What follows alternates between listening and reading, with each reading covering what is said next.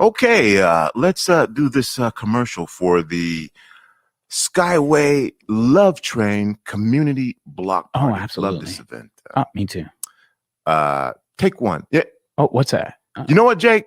Let's just do this in one take. Join Rainier Avenue Radio September 11th from 1 to 4 o'clock in Skyway for the Skyway Love Train Community Block Party. Saturday, September 11th from 1 to 4. Skyway Love Train Community Block. There is a whole lot going on as usual at the Skyway Love Train Community Block Party. COVID-19 vaccinations for children 12 and up and booster shots will be available. Frank's Ice Cream Truck will be on hand. There'll be backpacks and school supplies. Of course, there'll be music. DJ Uncle Guy. There'll be games. There'll be contests and more. Skyway Love Train Community Block Party. September 11th, Saturday, from 1 to 4. Broadcast live on Rainier Avenue Radio App. Get on the Love Train. Yo, what's good? It's D-Money, and you should definitely check out Fresh Juice every Wednesday, 9 to 11 Pacific, right on Rainier Avenue Radio. With pint-sized Patron, P-Treasy the Don. Y'all be sure to clean your mirrors as we play brand new hip-hop and R&B from locals and worldwide. It's ID Yourself, a.k.a. Malcolm Flex. Make sure you check out Fresh Juice every Wednesday, Pacific Standard Time from 9 to 11 p.m. And to get those exclusive interviews that we be doing. Sipping a brand new Fresh Juice every single week. Yeah. Every Wednesday, 9 to 11, Rainier Avenue Radio. Yeah. Welcome to the coronavirus pandemic. I'll take coronavirus for 100. Fever, chills, shortness of breath, loss of taste or smell. What is stay at home and isolate? Correct. Coronavirus for 200. Inability to stay awake, persistent pain or pressure in chest, trouble breathing. What is seek immediate help? Correct. Coronavirus for 500. Crippling and potentially dead infectious disease eliminated in the United States with vaccination. What is the polio vaccine? Correct. I'll take coronavirus for 700. The Daily Double! Should I take the coronavirus vaccine? Wait. Hold up. This is not a game. It's time for serious discussions. We have coronavirus vaccines, but not everyone is comfortable taking them. Here's the facts. Based on what has been proven about vaccines for other diseases, COVID-19 vaccine may help keep you from getting seriously ill, even if you do get the virus. Getting vaccinated also may protect people around, particularly those at greater risk for severe illness from COVID-19. We don't yet have all of the answers. Get informed, talk to your healthcare physician, and make the right decision for you. This is a message supported by the Washington State Department of Health. This is Paul Pearson, host of Star Time. And when I'm not meeting Mrs. Jones in that cafe for a chat and nothing else, I'm listening to Rainier Avenue Radio.world.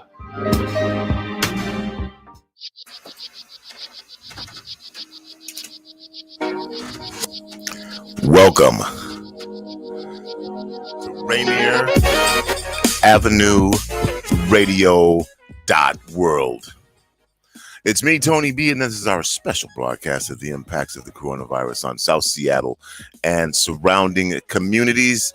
Again, started doing this on March 13th of 2020. Mandates are still coming. The variants are continuing to replicate. The coronavirus continues to be here. Our communities continue to be affected and impacted. And it doesn't look like things are going to change anytime soon, if ever, at this point. And as long as that's the case, we will continue what has become a regular part of our show now on Fridays from 1 to 3 is to make sure that you have updates and information about the coronavirus, things impacted and associated with the coronavirus, by the coronavirus, which again is just about everything. A number of things going on at Rainier Avenue Radio that I'm going to be telling you about. Join me a little later in the program will be Steve Severin, and we'll be talking about nightclubs, live music in the pandemic, what's happened over the last 18 months, how nightclubs and performance venues are doing, are they thriving, what's happening with the culture of our nightlife community. We're talking to Steve Severin, the owner of Neumos, about that. He's also with the Nightlife Music Association, and so we'll find out what's taking place with all of those things coming up here in just a bit. This is not going to sound like it's brand new, but sometimes you just don't think of it. Cancer didn't go anywhere. Cancer has not taken a break. My guests will eventually be Marissa Thomas, who's the co-founder for The Breast of Us, and then also Molly O'Connor, who's Chief Executive Officer of Rivkin Center.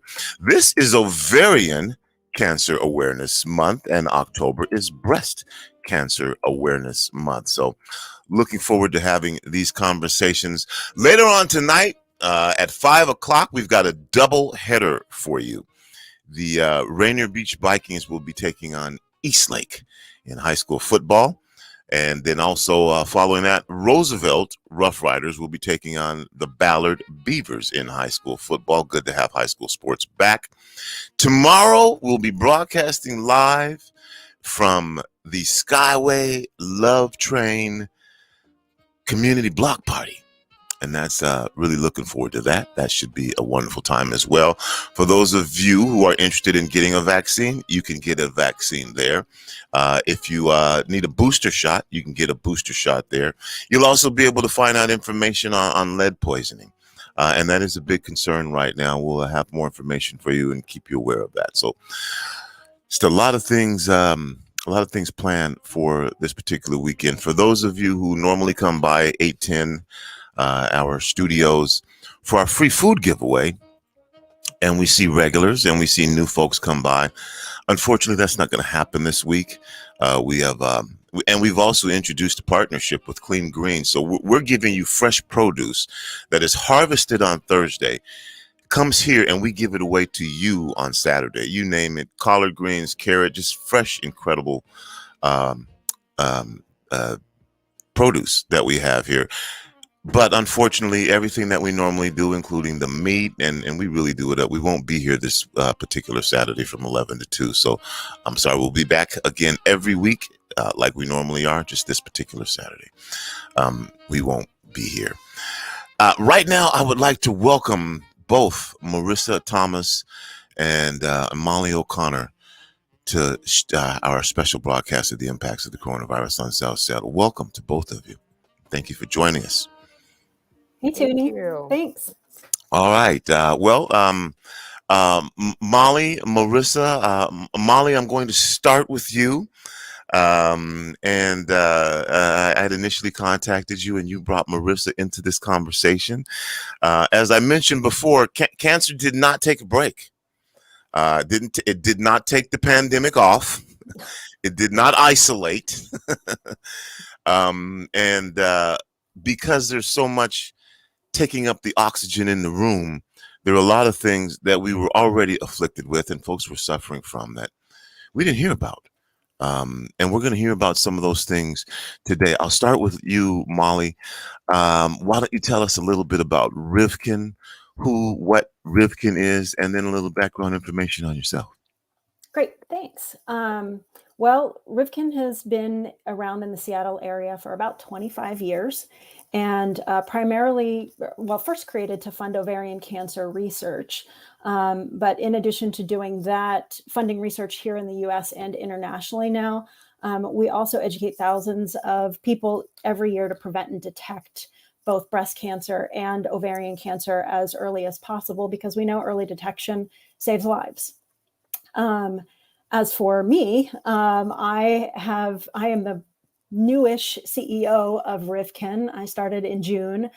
Before that, I was at Komen Puget Sound, which was part of the larger Komen network, which focuses on breast cancer awareness and support until December of 2020. And then before that, and where we got to know each other, Tony, was in the early learning world. And I'm trying to create a high quality early learning system for our littlest kiddos all over Washington. All right. Thank you, Molly and Marissa. Good to meet you, Marissa. Nice to meet you too. Thank you for having me. Thank you again for joining us. I'm going to say the same thing because we got a whole half an hour to get to where cancer didn't stop. No, it did not. Did not stop. Didn't isolate. Didn't keep to itself. Mm-hmm. Give us some background information on For the Breast of Us and a little bit of information on Marissa Thomas as well.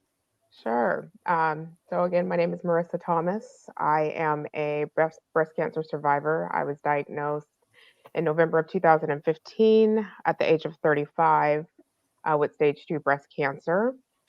I am the co-founder of For the Breast of Us. It is the first all-inclusive online community for women of color who have been affected by breast cancer. So that's all women of color, not just Black women, but African American, Asian, Latina, etc. When I was diagnosed, it was really hard for me to find other women of color who had been diagnosed, who was around the same age as me. Most of the women that I had seen, not only were they older white women, but if there were some Black women, they were, over 60 years of age. And so I wanted to connect with other women who could relate to some of the things that I was going on as being a young woman who just happened to be diagnosed with breast cancer at a very young age. And so I connected with some other women on Instagram.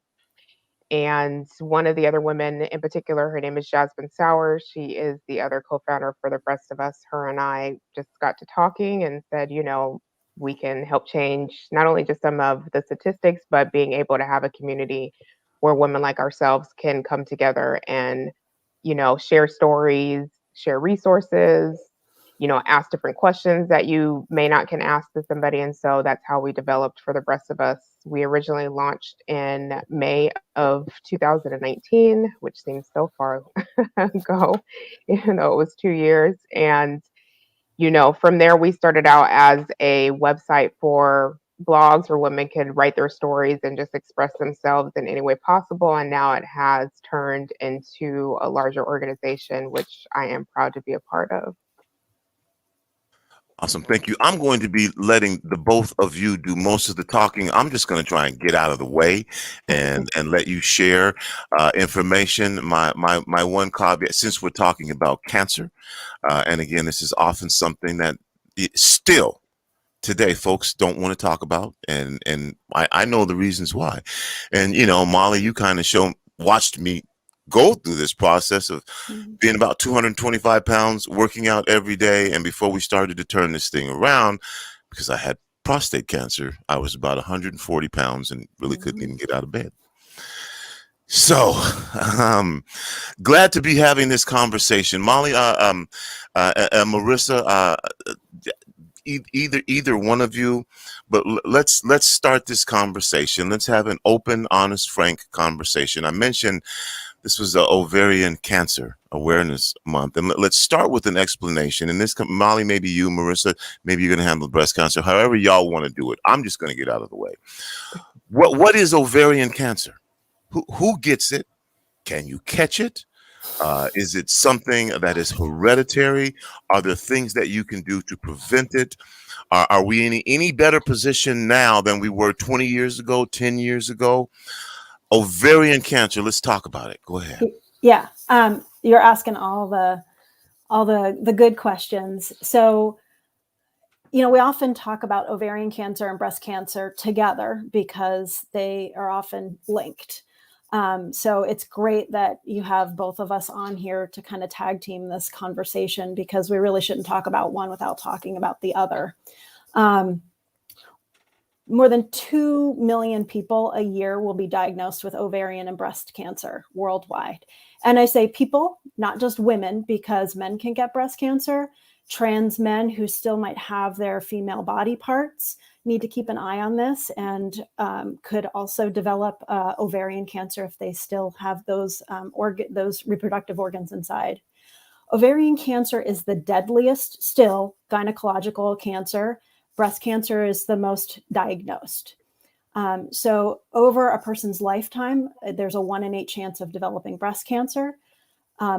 Over a lifetime, a 1 in 75 chance of developing ovarian cancer. I'm just going to stop you there for a second, because those numbers that you just talked about, and I want you, did you say a 1 in 8 chance? Yes. 1 in 8. Yes. So if there's 8 people in a room, I am the 1 in 8. Okay. And ovarian cancer, you said 1 in 75. 1 in 75. Yep. Okay. I just wanted to make sure we created awareness to the type of numbers that we're talking about here. I'm sorry, Molly, go ahead. No, because it's important to pause on those numbers as well. And then it's also important to know that not all populations have equal risk and survival rates. And I want to be really honest with people about that. So, some communities fare better than others. We know right now, we were just looking at the statistics in our office, the latest numbers we could get our hands on. Black women still are disproportionately being diagnosed with and dying from both breast cancer and ovarian cancer. Now, for both breast and ovarian cancer, getting older and having those female body parts are kind of the biggest risk factors. But as Marissa has just pointed out, you don't, wait till age 40 and then, maybe start to wrap your head around this. And younger women really do need to know their bodies, know their family history. And Marissa and I will talk about that a little bit more as well. Common risk factors for both of these cancers are genetics, the environment, and lifestyle.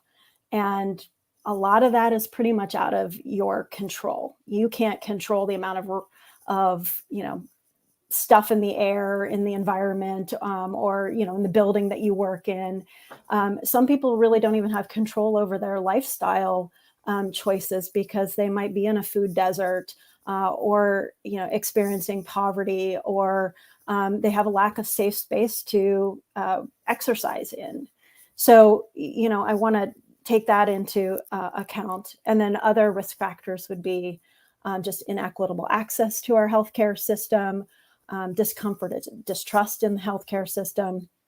That all leads to kind of later, less survivable stages of cancer. Most medical knowledge is still primarily based on white women. And Marissa has some good thought. You want to just jump in there on that one, Marissa? I mean, yeah, that's one of the things that we're doing at For the Breast of Us is encouraging women of color to be involved within clinical trials. As Molly had mentioned, most of the data that's coming out is based on Caucasian women. Even for myself in particular, I pushed back on a lot of my providers when they were telling me they wanted me to do different types of medication and treatment. I'm like, well, how do you know that this is going to work for someone like me if your data is based on all Caucasian women? So we're wanting to change that tide of getting us involved within clinical trials. And I think a lot of times when we think of clinical trials, especially right now with coronavirus going on, everybody, the whole thing is like, well, it's the Tuskegee. And it's like, well, it's not necessarily just that. That's not the necessarily reason why. That's just what's in the media. It's more of having a better trust with your healthcare provider. It's just like anybody that you see, it's like your best friend. If you want to be able to delve into any of your darkest, deepest secrets, you want to be able to tell them and have that trust and the rapport with them so that way they know all of your healthcare and they know how to guide you. And so getting people involved in the clinical trials, whether that just be taking a survey, a lot of times when people say clinical trials or research, they think medication, and it's not necessarily just medication. It's just maybe if you were diagnosed with breast cancer, they want to know what it's like for you to get up and exercise every day after treatment. That's real quickly taking a survey. So it's little things like that. And that's how they develop data on how they can treat other people who may be diagnosed after you. You're listening to Rainier Avenue Radio World. It's me, Tony B. This is our special Impacts of the Coronavirus on South Seattle and surrounding communities program. Yes, we're talking about cancer, specifically ovarian cancer and breast cancer. What does that have to do with the coronavirus? Well, like I said, it impacted everything. There are patients who can't get into hospitals because of the coronavirus. You mentioned, Marissa, a general distrust, and this isn't just cancer when it comes to taking surveys and the impact that this has on Black communities, which has historically been disproportionately impacted by health disparities and distrust and mistrust. And yes, people hear, about a couple of things that we're familiar with, but this is something even now, as you mentioned, the surveys, I'm familiar with the survey, the attempt to get a survey about coronavirus with 800, I'm not going to mention which one it is, 800 responses that they have so far, 800 5 Black folks out of the 800 that they got. And so they are trying to do the same thing to get more Black folks to fill out the survey. So my question to you, Marissa, is what would you say? What would you do? How do you explain? And maybe you have information. How do you try to work through these things as you advocate for Black women in particular to become more aware of ovarian cancer, breast cancer, maybe more specifically, and at the same time, knowing the background of distrust that there is, but also knowing that we need this data that Molly was just talking about that is unbalanced. Right. I think from a personal perspective, it's definitely getting patient advocates like myself to talk about their experiences. We need to, we come from within communities of color. Whenever you get sick or something happens to you, it's like you don't go and tell all your business. It's like you don't air your dirty laundry. So when somebody gets sick, you're not going to go out and tell anybody else. But we need to be able to empower ourselves to say, hey, I took the survey on coronavirus. This is something that you need to do too. So then that way they know how to not only just treat us, but how to come into our communities. I think I was talking to one of my friends yesterday and I said, if I had a Black woman tell me how to navigate something, I'm going to listen to her 9 times more than I am going to listen to a white woman when they're telling me something. And that is just how we were raised and how I was grown up. And I'm just innately going to trust her more than I would somebody from outside of my circle. And so I would say to people who are trying to have this coronavirus survey that, they're trying to get this out to our communities, it's like you should be reaching out to other advocates like myself who look like me or somebody that looks like them so they can talk to them on their level. And it's not to say that their level is less than somebody else's level. It's just you just want somebody that you can relate to and you can have a frank conversation with them. I think that's how you reach people. I would say that with even any of the cancer organizations out there, they're wondering how can they reach out to our different communities to have screening. You reach out to patient advocates like myself that somebody can come out and explain how they have been in a certain type of clinical trial or they've, had treatment at this cancer center and they can tell you from their perspective, honestly, what it feels like to them and why you should participate in it. And that again, this is not something new with the coronavirus. Again, we realized a lot of the safety nets weren't there that we thought were there. A lot of the infrastructure that we thought was in place wasn't there. And one of the things that our public health agencies became aware of is you can put information out 99 days till Sunday, but if people don't trust you, they're not getting it. Right. And then there had to be this new understanding in this relationship of how do we actually work with ethnic media? How do we work with Black media? Well, you don't work with us to start with. Right. But there became a reality that, and just what you were talking about, it's this thing called community advocates, trusted advocates in the community, shared identity. Again, just sharing of information. Right. We didn't get to this, but I want to make sure that we start from the very beginning on breast cancer as well. What is breast cancer? Who can get breast cancer? Are some folks more inclined to get breast cancer? Can you catch it? Is it hereditary? Again, let's start with all of that basic fundamental information about breast cancer as if we don't know anything about it, because a lot of folks don't. Molly, I'm going to let you say the statistics and then I'll kind of give something on the back end too. Great. So it's again 1 in 8. That number actually keeps coming down. I think it was just only a few years ago, or I can't remember. It was 1 in 11. Now we're at 1 in 8. People can get breast cancer. It can present in different. I think it's important for people to know signs and symptoms, and that was one of the things I didn't get a chance to mention with the ovarian cancer. Breast cancer, at least there are screenings. You can do mammogram screenings, you can do self-screenings. Breast cancer presents in different kinds of ways. So it's why it's really important to kind of know what your normal is. So when something shifts, you kind of understand, you know if that is a point of concern. With ovarian cancer, it's often called the silent killer because the symptoms that go with ovarian cancer can be dismissed as something else. Those symptoms are bloating, difficulty eating or feeling full quickly, needing to go to the bathroom, needing to pee a lot, or pain in your like pelvic abdominal region.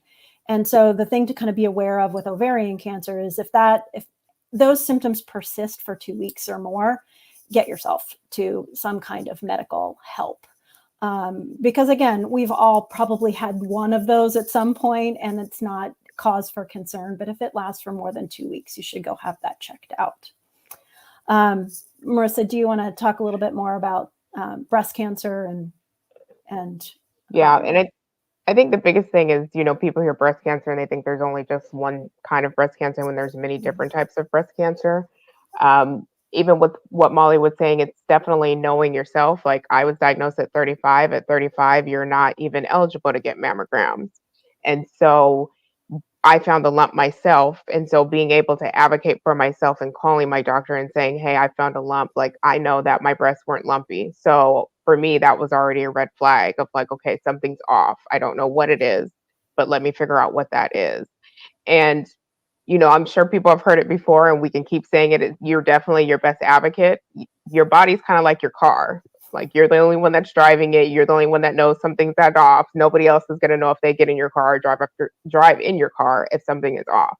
So if you notice something's off right away, you need to go tell your doctor and let them know. It could possibly be nothing. Like Molly said, you may have everybody has these symptoms every once in a while, but if it feels off to you, you're the one that's going to be able to prove to everybody else down the line that this needs to be checked. So, when it comes to breast cancer, if you do feel a lump, there's been this myth out that if the lump is hard, then it's not cancer. Well, that's not true. My lump was extremely large and hard and it was cancer. So if you feel a lump, if you see any discharge that's coming out of your breast, any redness, hot to the touch, definitely don't wait. I would say go get that checked out as soon as you can. Again, it may not be anything, but you'd rather want to err on the safe side than not. And definitely when it just comes to knowing your body, going to get your physicals, if you can, like at least once a year, that's just, your annual checkup. Doing your own self-breast exams if you can, especially around the time of your cycle, if you're still having a cycle, if not, at least once a month. We have a campaign at For the Breast of Us that a lot of women within the breast cancer community do called Feel It on the First.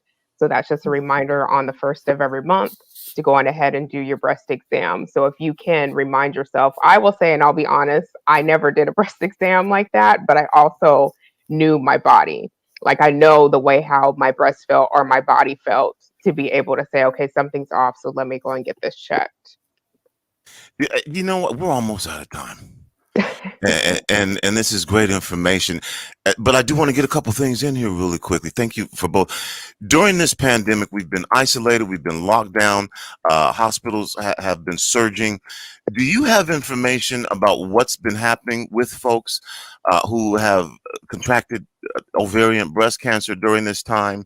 Do we know, because folks haven't been going to the hospital, folks aren't even getting vaccinated for things that we used to get vaccinated for regularly, and folks are being told and have been told for some reason, I'm not faulting the health department, don't just go to the hospital, make sure, because we're receiving different messages. What do we know about breast and ovarian cancer during the pandemic? People reporting, maybe people haven't reported, and we're seeing more late stage thing. Just if you have any information about how it's been impacting, because people are probably out there thinking, I'm alone in this. Yeah.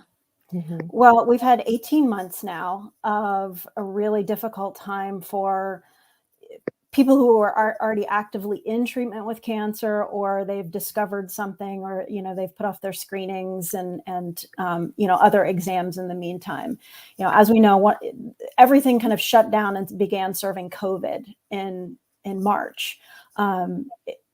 Especially for the breast cancer community, one of the first losses was mobile mammogram screenings.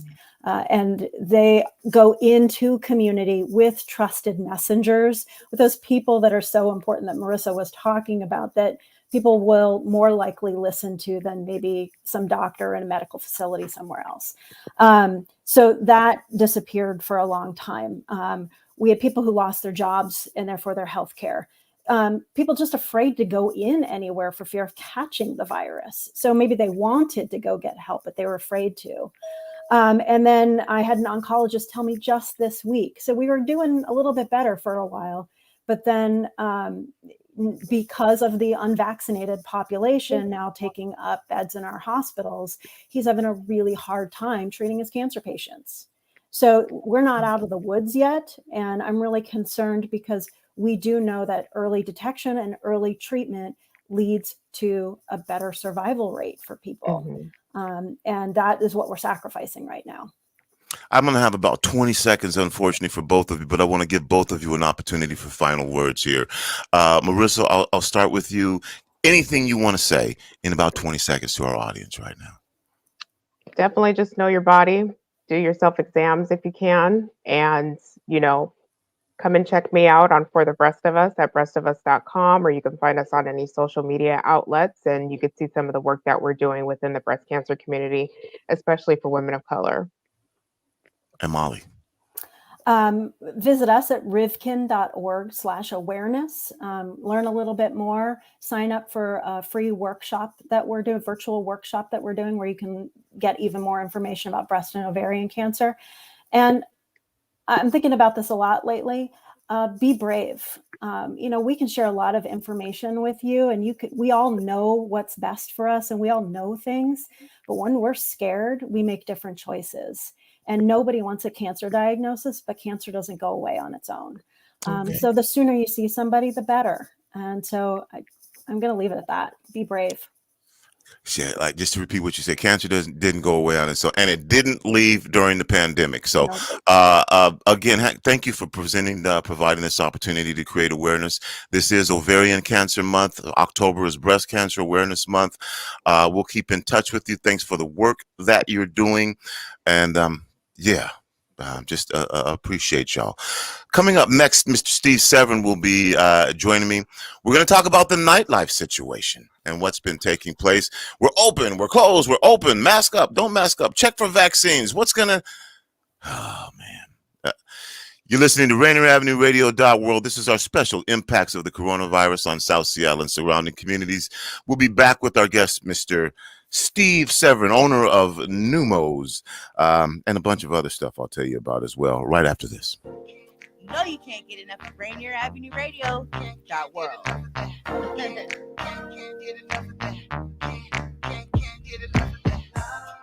Metro League High School football is back.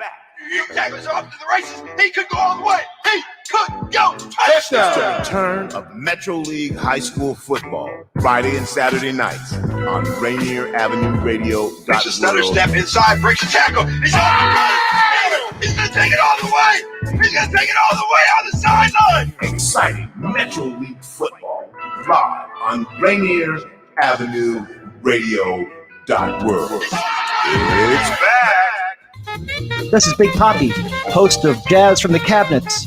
Join me each week for a listening tour of the first century of jazz, an eclectic mix of Dixieland, big band, cool jazz, bebop, contemporary jazz, world jazz, all jazz in all forms.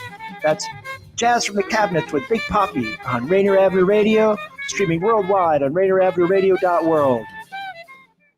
Hi, it's your favorite Rainier Avenue Radio host from the Clean Breeze Living Live Show. It's Queen Bree and Robin T. Our show is live every Thursday at 3:30 p.m. Pacific Standard Time with topics ranging from life on the farm, health and wellness, and race and social justice. We feature guests each week with expertise in activism, entrepreneurship, healing, and food justice. So come join your girls live every Thursdays at 3:30 p.m. Pacific Standard Time on the Clean Greens Living Live Show. You can even call in and be a part of the show. See you then. This is a Rainier Avenue Radio public service announcement. The Skyway Love Train Community Block Party takes place September the 11th, 1 to 4 p.m. Registration is required to attend. The block party will be offering free haircuts for school-age boys by Mr. Rio from Personal Touch Barbershop, 1:30 to 3:30 p.m. on a first-come, first-served basis, and hair braiding for school-age girls, as long as you pre-wash your hair. The Love Train is new and improved, and former Seahawks wide receiver Doug Baldwin is the conductor. You don't need a ticket to ride. All aboard! Come for the experience, but stay for the fun. The Skyway Block Party on September 11th is a free event. You must be registered to attend. Get more info at womenunitedseattle.org. womenunitedseattle.org. This is Rainier Avenue Radio .world.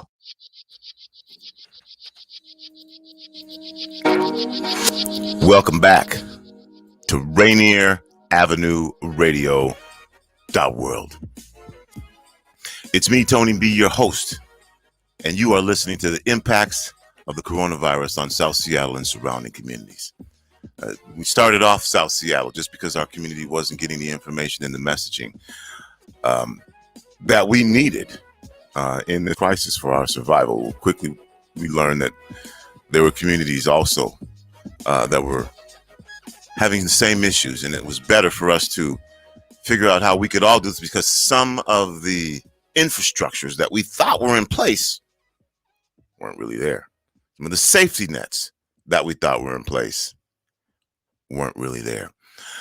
If you're just tuning in, you just missed a conversation with both Molly O'Connor, Chief Executive Officer of Rivkin Center, and Marissa Thomas, co-founder for The Breast of Us, because cancer didn't go away during the pandemic. My guest joining me right now, one of the things that did go away was our nightlife. It just shut down overnight. Seattle was known for its nightlife. You have a lot of people. It's how they make their living, how they made their living. It's a big part of what we have here and what we do here. And we had the opportunity to have this conversation maybe a year ago. We're excited to be able to have this conversation now, as a lot of things that we thought would be different, we're finding out they're still the same. We're going to find out what's taking place in our nightlife community. And I'm excited to have Mr. Steve Severin join us on the show here. Steve is the owner of Neumos. And Steve, thank you for coming to the program. Steve also started the Washington Nightlife Music Association, and then is also a precinct captain for the National Independent Venue Alliance, where the mission is basically the same. It just includes all 50 states. Steve, thanks for joining me. Thanks for having me. Good to see you again. Good to see you again, my man. Well, I know this time is going to fly by, so I'm going to dive right into things, okay? Because there's a lot of questions out there, and I don't know how many answers there are. And you're probably still in the same position where you've got lots of questions yourself. But just to back up for a minute, let's take it back March 2020. What happened to Seattle's nightlife scene? What happened to Seattle's entertainment? What happened to our music venues, our performance venues? What happened? Essentially, March 12th, all of us shut down at once. It was mandated by the government. Some of us closed down a few days even before that. And we thought that it was something that was going to last, 6-8 weeks, 12 tops, and then we would be back. And the interesting thing was that at that time, we were like, how are we going to make it? How are we going to make it that long on being closed? When at the end of the day, Neumos ended up being closed for 487 days, which is a long, long time to not have any income. And other venues, it was even longer. It's been a pretty interesting 18 months, I'll say.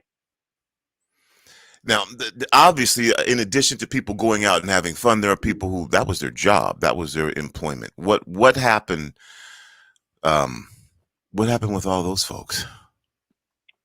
And I know you don't know everybody, and you're generalizing, but just let us know in general what happened with all those people whose livelihoods were depending on you being open and people coming into the venues to dance, watch music, whatever, socialize, whatever.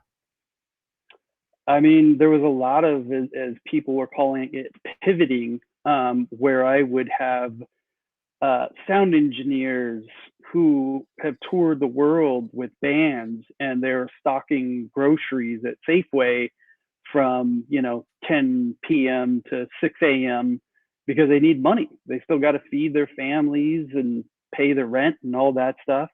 A lot of people got out of it. A lot of people got out of the music industry. And again, friends that have played, I had a friend who was a guitar player and had toured the world playing stadiums. And he left, he quit the band, decided that was it because he had to feed his children, and he went and got a tech job. And he's out of the music industry, and that is an artist that we're not going to see play again. So a lot of people did different things. A lot of people went back to school. It was a great opportunity for a lot of people to take that time and go get educated, something they wanted to do, and make that change to go to their next chapter in their lives. Not all things are stuff that people wanted to do. Sometimes people need pushes in order to do certain things. Some of it was good. Some of it was very much not good. We heard a term here, and maybe you don't have the answer to this, but maybe you do, that we hadn't heard that came up. All of a sudden, there were these things called gig workers. What does that mean? So for folks to understand what that means and how that fit into the whole scheme of the economy, and folks, if you're a gig worker, what did that mean? So a gig worker means that you're not a full-time employee for a company. You get paid as an independent contractor. And the reason that was such an important thing is when the unemployment came out, at first, gig workers were not included in that. And that was something that Washington Nightlife and Music Association fought for hard out of the gate, because these are people that do all of the work. They just don't work for one company. They work for several different companies, and they need to get paid just like everybody else. So that's how that got to be such a big term, because those people, I mean, they were just getting screwed. And so we had to fight to make sure that they would get covered like everybody else did, as they should have. And I definitely want to get to where we are now, Steve. So thank you for indulging me on this little look back. Was there already a union and alliance? What took place when all this happened, when all of you folks who were probably competitors found out that you were in the same boat? Talk about it, man, and kudos to you for the organizational work that you did in getting, the clubs in our entertainment recognized federally as well, for the importance that you were. And this was, but talk about that process, man, where all of a sudden all these independent, fiefdoms were all in the same boat. Where how did alliances form? Were there things already in place? Give us just catch us up on how this has started and began to form. Yeah. So the week that we shut down, we used to think, like, if you missed on a Saturday night and you didn't do as well as you thought, you were going to lose money. It was going to mess up the month. If it snowed and you lost 5 sold out shows, it could mess up your year. We had no idea what would happen if you shut down that long. We just figured we would go out of business instantly. And so I decided to pick up the phone and call all the other venues and say, hey, let's get on a call and figure out what this Zoom thing is that people keep talking about, and figure out what we can do to keep our doors open. Like, we need to figure out a way to do what we can to make sure that we stay possible. There was a thing called the Seattle Nightlife Music Association that was formed several years before that came out because Mayor Nichols created a law that was a 3 strikes and you're out. And it was excessive drinking, excessive garbage, or excessive fighting. And if you got 3 strikes, you lose your liquor license. It was designed to close down people of color venues. Was the whole reason they made it clear that that's what it was. And at that time, we formed SNMA to fight it. All the venues got together, were like, that is bullshit. Oops, sorry. You can't do that. that's not an okay thing. And we fought Nichols for what was over a year with city council. And that gave us sort of the basis of being able to create WAMA. I'm happy to say that we were able to beat that stupid law, then became the thing called the Nightlife sting, which was pretty rough on lots of venues. That's a whole other story. But that gave us the basis of being like, okay, we have worked with city councilors, we've worked with mayors, we've worked with Dow Constantine King County executive. We understand that if we reach out to politicians, they can help get us where we need to be, and we needed to figure that out. So we just all got on the phones and started talking, which the funny thing is, you know, from 10 to 6, we all compete against each other. But after 6, we're hanging out, having drinks with each other because we're all friends, because it's Seattle and we could do that. LA and New York, you could never do that. But Seattle, we're all pretty friendly. Okay. Now, again, Steve, I want you to fast forward. But I wanted to lay the groundwork, the landscape of what we were dealing with here. So in June, we find out, hey, we're going to open back up. We're going to get to go to watch live music again. Yes, there'll be some things in place. You know, I'm sure there had to be. I don't know. Maybe you can tell me some sense of euphoria within the Nightlife Association and Music Performance Venue Association after being 15 months, you know, really without being able to be open. And now here we are, August, September, mandate has come out. Things have changed dramatically. And I'm going to get out of the way here. And I just want you to, because it's great to have some of this background information, folks who, when they think of a nightclub or performance venue, they just think of, I pay, I go in, I have fun, I see my favorite artists, I see my friends. That's not here for me anymore, and I'm not happy about it. But so there, where we're at right now, explain to us what's going on. People are going, well, am I gonna get to go out? I mean, I hear they're booking bands again, but it's not safe, and it's just really causing confusion. And this is one of the main reasons I wanted to bring you on, Steve, to clarify for us what's going on as far as you know, for people out there who go, I want my nightlife back. When am I going to be able to do this? How is it working? And then the other part from your perspective is obviously as owners and entrepreneurs and people vested in this, how do you feel about what's going on? Are you just in a place where from day to day you actually still don't know what's ahead? That is exactly it, Tony. From day to day, actually from week to week, we don't know what's going to come. We're in such an interesting spot. If I look back, there was like a 10-day window that we were all celebrating, that we beat coronavirus and Delta variant wasn't going to be that big of a thing. And we had this huge fall calendar ready to go and everybody was out in the streets partying. And it literally lasted like 10 days here in Seattle. It lasted a little longer on the East Coast, down south.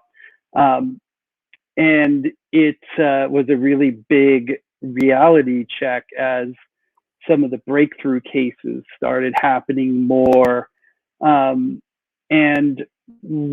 some of the artists that were booked for fall started pushing back and saying, we're going to go out next spring. Neumos and Barboza has lost over 30 shows by being canceled in September and October already. And there's more that are coming every day because 30 shows in 2021 you're talking about. In 2 months. Not last year. 2021, except go ahead. Yeah. Which, you know, that's obviously tough. You know, and different things happen. People have their different levels of comfort with the virus. With Neumos, when we opened, we required you to be vaccinated or have proof of negative test within 48 hours. That was something that we decided coming out of the gates to give us the best shot of making sure that people don't get really sick and develop long haul COVID or die. I'm not going to open my doors to make money if there's a chance that I'm going to kill somebody. I'm just not going to do that. I will stay closed. I will go find another career and do something else. So I'm going to stop you right there for a second, and I want you to stay where you are, because you had no choice of being engaged and involved with what turned into a political football at that point. And you said you made the decision, because it wasn't a mandate, how you were going to run your particular facility, requiring vaccinations, requiring we see how divided that has made the country.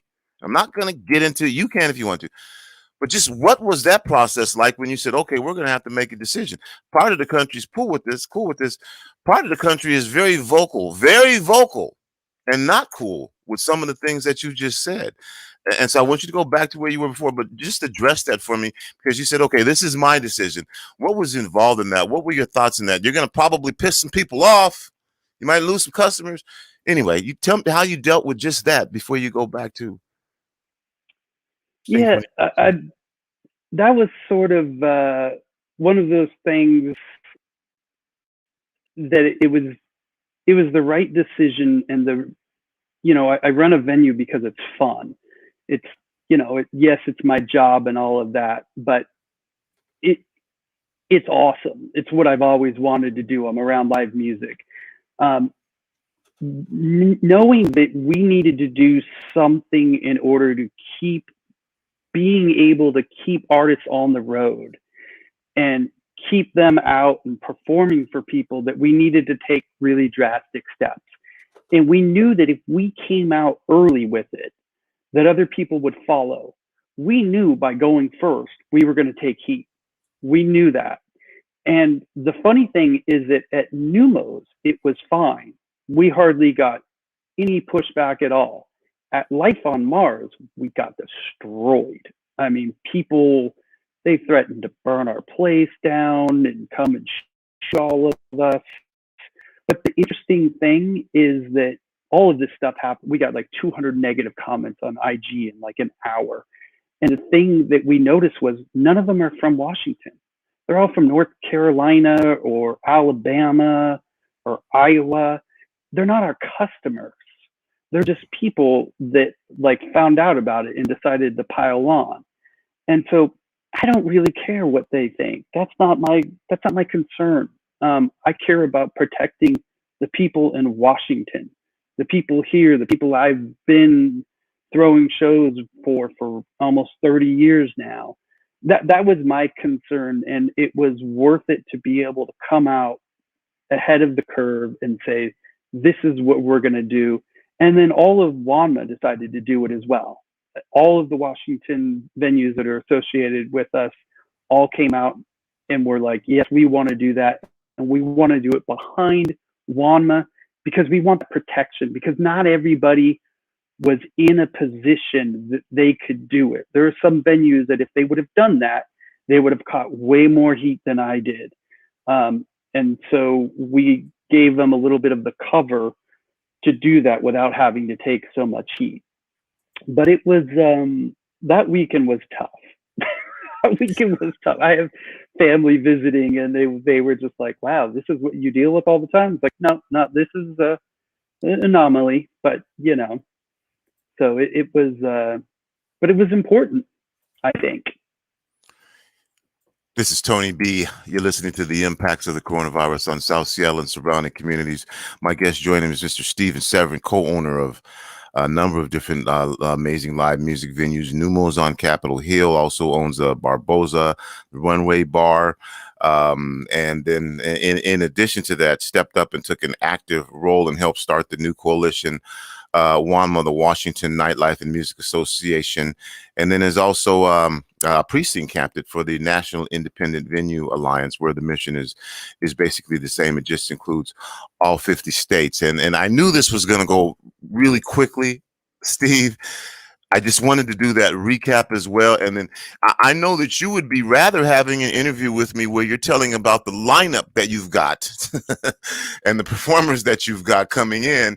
And we're talking about the shows that you've got coming up. And if that would have been the case, I would have been happy to have you back on to talk about that, Steve. But that wasn't the case, and it's not the case. And you're looking at where you were last year, where you probably were once again thinking, well, in 2021, we're going to be in a different place. And here you are again. So I got about 4 minutes left, Steve. I'm going to give all of that time to you. If there's anything that you'd like to say, and in any way you want to put it, whether it's to the nightlife folks who don't understand what's going on, to the musicians who are in a weird place, to just anybody, Steve, I want you, whatever information you want to get out right now, my man. The mic is yours. Thanks. The main thing that we're learning, like everything that I try to do is I try to take away my personal bias and just look at what the science is. And what the science has shown us is the people that do get vaccinated are in a better position to either not get sick or not end up in ICU, etc. And so we are doing everything we can to encourage people to do that. Just like Biden came out yesterday, I think, and said any businesses over 100 employees now have to be vaccinated or get weekly tests. This is how we believe we get back to doing shows. We're still doing shows. We had Xavier Wolf last night. We've got Sir Mix-a-Lot coming up in November, who's one of my favorites and a good friend of ours. Like, we've got some great stuff that's coming, and people are still coming out. You have to be vaccinated, or you have to have proof of having a negative test. That's not changing. We're very clear about it. We've been working with the city, the state, the county. We're working on coming up with a vaccine passport, so it's a lot easier. So you don't have to carry around the card or have the picture. We've been working with them, and it's sounding like this is something that is going to be happening across the board in businesses, restaurants, bars, gyms. They just came out with an article. It's going to be happening in King County here, I think, pretty soon. I mean, everything is being pushed to, you have to get vaccinated because that's our best shot at getting through this.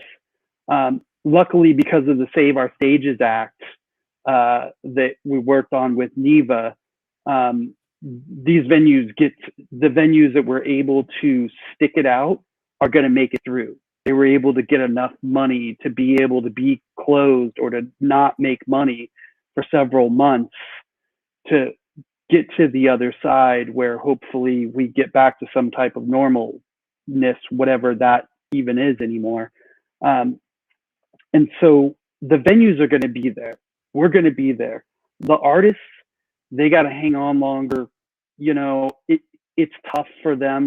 It's so tough for them because they're not getting the help that they need. We've talked with the powers that be to try to find ways to help them, and it's been difficult outside of the unemployment and them being able to get paid as quote unquote gig workers, as artists.